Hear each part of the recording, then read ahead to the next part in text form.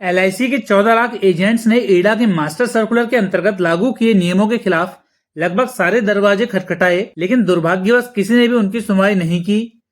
अब सब जगह से निराशा हाथ लगने के बाद बेशक अभी एजेंट बैकफुट पर हैं, लेकिन उनकी ये खामोशी परमानेंट नहीं है, क्योंकि विपरीत परिस्थितियों में काम में निपुण एजेंट इतने कमजोर नहीं है जो इतनी आसानी से अन्याय के आगे घुटने टेक दें। ये तो अपनों से मिले धोखे के कारण एजेंट आंदोलन को थोड़ा ब्रेक लगा है। अब ऐसे में सवाल ये उठता है कि अब आगे क्या।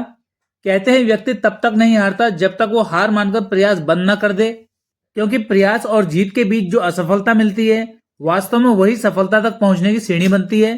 तमाम प्रयासों के असफल होने के बावजूद एजेंट अपनी प्रमुख दो मांगों, क्लॉबैक क्लॉज और ओल्ड कमीशन स्ट्रक्चर को लेकर दृढ़ संकल्प के साथ डटे हैं। यानी ऊपर से देखने में आंदोलन में बेशक राख की परत जमी दिखे, लेकिन अंदर आग अभी भी मौजूद है। जरूरत है तो बस एकजुट होकर इसमें एक फूंक मारने की। फिर एजेंट्स की एकता से जो ऊर्जा उत्पन्न होगी वो आंदोलन के दौरान आने वाली तमाम रुकावटों को नष्ट कर देगी।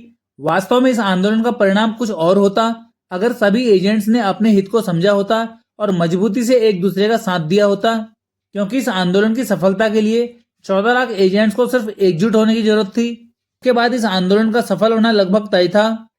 लेकिन कहते हैं कि जब जागो तभी सवेरा।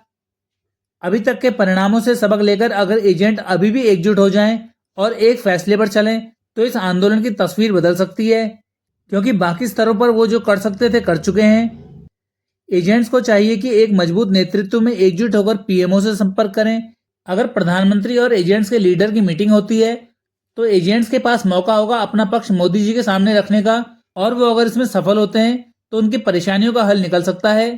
क्योंकि ये बात सिर्फ एलआईसी के 14 लाख एजेंट्स की नहीं, बल्कि इंश्योरेंस सेक्टर के तमाम एजेंट्स और उनके परिवार को मिलाकर लगभग 1.5 करोड़ लोगों के हितों की बात है। राजनीति में मुद्दे से ज्यादा लोगों की संख्या का महत्व होता है, इसलिए एजेंट्स को चाहिए कि वो अपने मन की बात सामने बैठकर मोदी जी को बताएं। वैसे भी मोदी जी मन की बात करने और सुनने के शौकीन हैं। फिर आगे चाहे जो भी परिणाम हो, लेकिन इतना संघर्ष करने के बाद इस दिशा में भी एक प्रयास जरूर करना चाहिए। इस आंदोलन का बिना किसी नतीजे के यूं ही बीच में समाप्त होना उन एजेंट्स के लिए दुखद होगा जिनकी इससे गहरी भावना जुड़ी है। आपकी इस विषय पर क्या राय है, कमेंट करें। मिलते हैं अगली वीडियो में इसी तरह की कुछ नई जानकारियों के साथ।